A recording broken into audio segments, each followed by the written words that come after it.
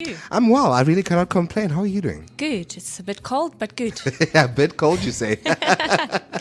But Terry-Ann, a whole lot is what we have been talking about. And yet again, it is a Thursday whereby we are brought back to talk about the technology. Now, technology is something that is innovative, comes each and every single day. Yes. So we need to be talking about all of these things. Absolutely. Now, Terry-Ann, last week we did have a few questions right here in studio, so we are going to be addressing some of those questions. Now, the question that we also received was, are default passwords for home routers vulnerable? Timber, yes. Absolutely. Out of the box, our devices usually come with a default username and password. Usually I would, if I need to access one, I'd guess. I don't even open the manual. It's usually something like admin or 5 zeros or password. So most definitely, these manuals are also posted online. Yes. So anybody can download it and have a look. So default passwords on home routers, yes, they are vulnerable. Now, you've mentioned the importance of updating our computers. Now, how do we do this? Okay, so firstly, why are updates important? It's because they resolve vulnerabilities within the software that could allow potential viruses or hackers or malicious intent to happen on your computer. So how do you update? Firstly, ensure you have an internet connection. And then on a Windows 10 computer, you would click on Start, select Settings, navigate to Update and Security, then look for Windows Update, Windows Updates again, and then select Check for Updates. So it sounds like a pretty long process, but if you just read, you'll be able to find all the steps. Firstly, Start, Settings, Updates and Security, and then look for Windows Updates. Wow, that is something, like you said, it sounds quite difficult, but you know when you get to a computer, then you just press everything. And the moment, everything is already there. And what's amazing about a computer is that when you are looking for something, you will see it. That's what's amazing about it. Just read. That's what I always ask my kids when they want to know about something on the computer. What do you see? And what do you want to do? Correct. Let's work from that. Now, Terry-Ann, my computer will not turn on. What must I do?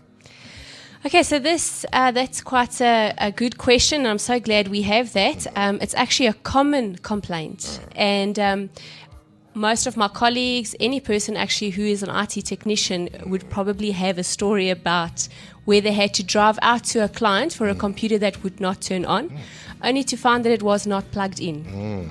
I actually have a colleague who told us the story. We had to drive about 5 hours to visit a site only to do that. So the first thing to always check is your computer actually plugged into the wall, firstly? And then is the power turned on at the wall? And also trace the cable back and confirm that it is plugged into your computer. Correct. And then it is load shedding. Yes. Load shedding has been happening for many, many years already. And we've also had a complaint come in from somebody back in the day who had load shedding but couldn't understand why their computer did not turn on. Yeah, without realizing that the power was actually out in the building. Wow. Yeah, so that's the first things. And then another interesting thing if your computer won't turn on, which people often overlook, surge protectors. Oh, yes. So if you are using a surge protector, firstly, if the fuse had blown within it, there won't be power. So bypass the surge protector and then try turning your computer on. Wow, it sounds quite amazing when you actually look at it in those contexts. Now, Terry-Ann, when you speak about things like load shedding, right, and you're a person with technology, does load shedding have an effect on our hardware? Yes. So what I do, any abrupt powering off of your computers is not good. Okay. It's actually another question that we have. Yes. Not good. What I personally do is if I know my load shedding is set to start at, for instance, 12 o'clock, a few minutes before 12, I would turn off the systems that do not have UPS power backup. In other words, not something that would support them for a time until I can power them off. So, for instance, my CCTV at home, PlayStation, things like that. Xbox. Don't let them abruptly power off. Do it the right, clean way. Now, Terry-Ann, my computer has 2 screens now, and one has stopped working. Is it my computer or my screen that is broken? This question actually came in from a friend of mine, and I'm so thankful that they asked me that, because it gives us an opportunity to discuss it. Yeah. Yes. And this is also a nice question because it gives you some insight into how we think and how we troubleshoot. The first thing that I would do is, since you do have two screens, is to disconnect the cables and swap them around, plugging in your screens cable, the working screens cables into the non-working screens cables. And if it doesn't power on, then you know there's a problem with the screen. If it does power on, then you can know that there's a problem with the graphics output on your computer or the settings.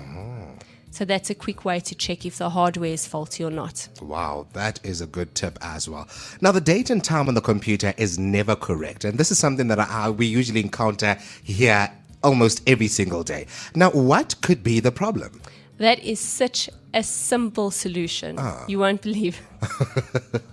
So in your computer, there's a little battery. We call it the CMOS battery. Okay. And this battery actually helps your computer to keep the date and time. So if that battery is flat, there's no power to retain those settings. So now, do we need to get like another battery for it, or? That's it. You open it up, remove the battery, and replace. Wow, that is good tips right there. Is it safe to turn off a computer without doing a shutdown? So we just spoke about this. No. Yes. There's a reason why our computers have a shutdown option and not just a power switch to flick. In the process of shutting down, your computer will actually go through a series of events where it safely turns off the software to ensure that there's no damage.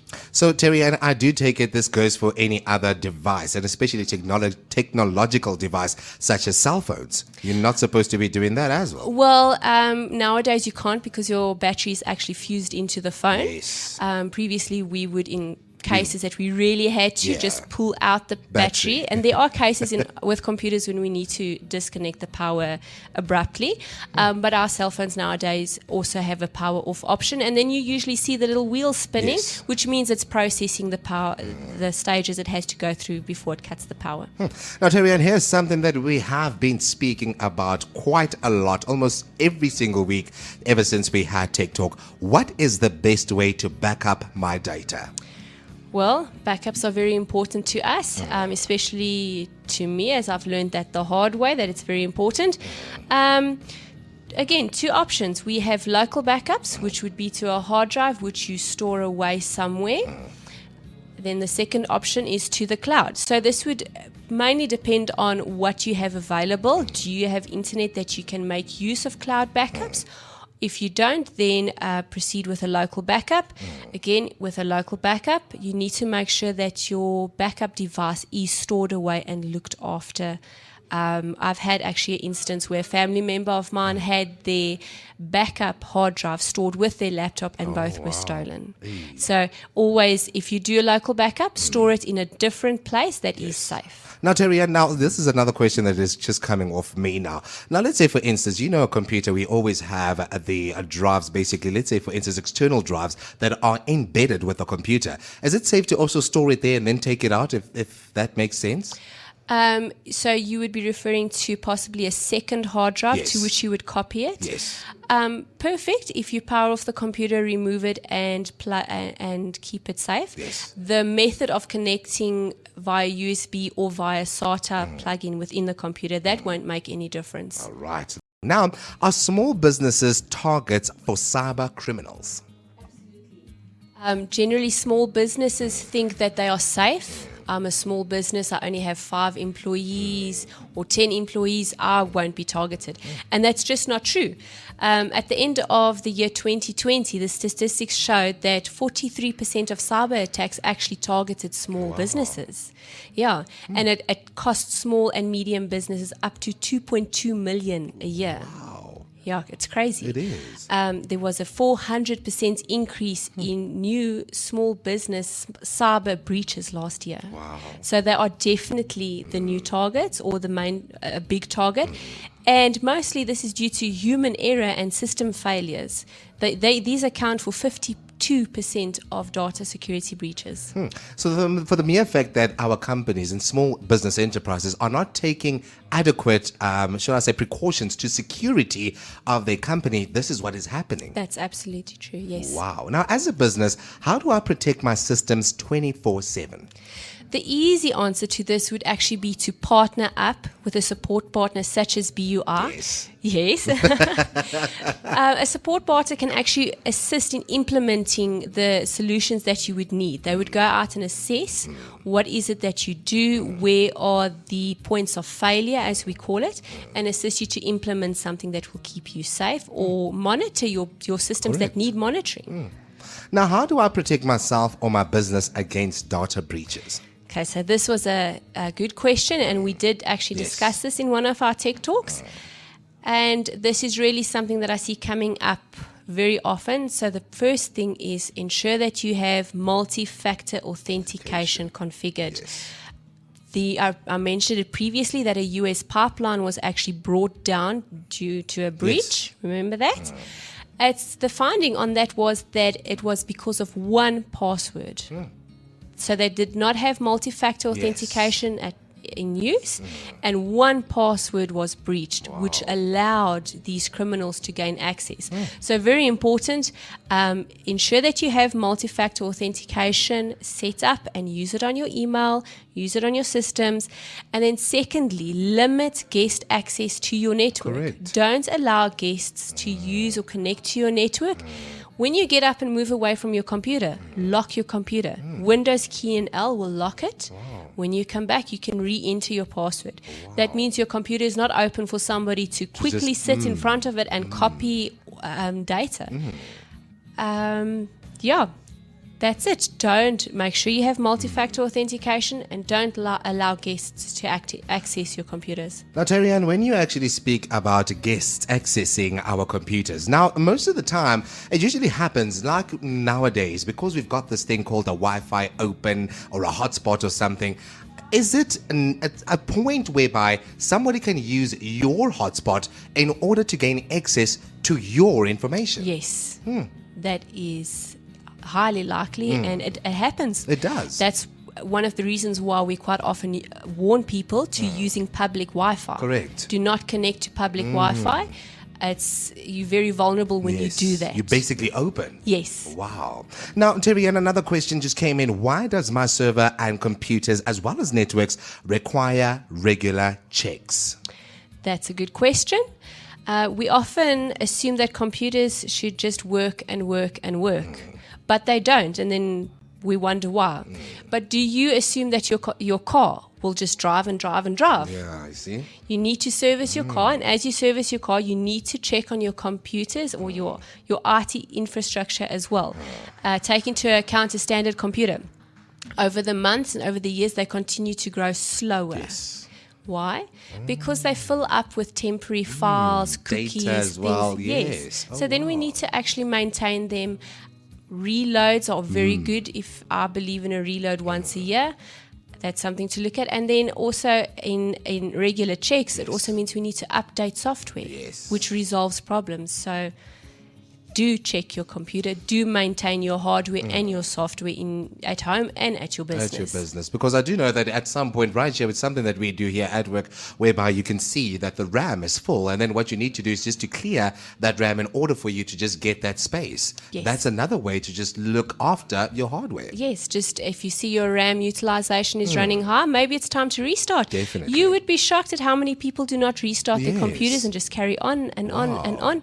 Restarts are good as well. You know, my friend the other day actually came to my house. We were supposed to work on his computer, and he said to me that, listen, I haven't switched off my computer for like 4 days. And I'm like, but then how is it still functioning? You know, and you could see by the way that it's dragging on, that it's quite tired. It needs some rest. It needs to restart. I'm very guilty on this.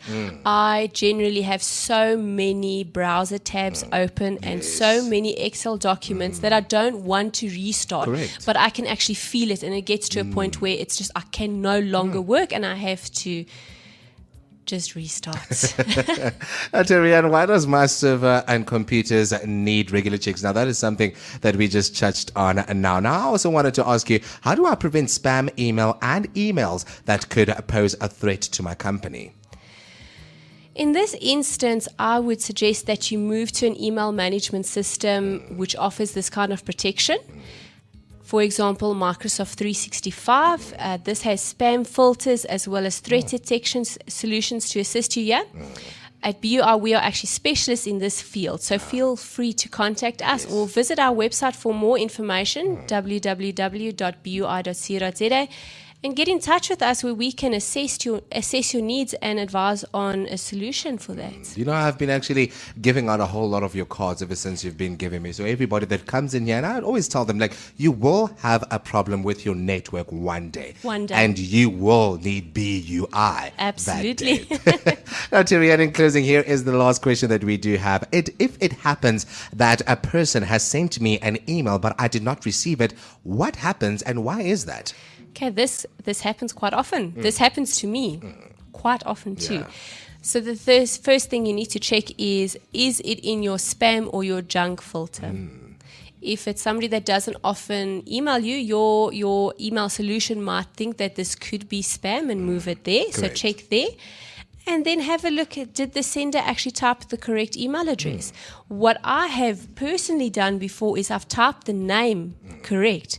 And after the @ sign, I have, for some reason, changed my mind, decided myself to, instead of putting in Gmail, to type Yahoo. Yeah. So always confirm that they do have the right email address. Oh, wow. That's something that always happens to me as well. And especially it happens to a lot of, and I think it's young children like me that are looking for inspiring jobs. And yet they always miss something when they want to send. And they say, yeah, but I'm not receiving anything from this person. Are you looking at those type of things? Do we? Or what's going on? But hey, we've got it here with BUI. That's it. That's how we do it. Always Tyrian. here to help.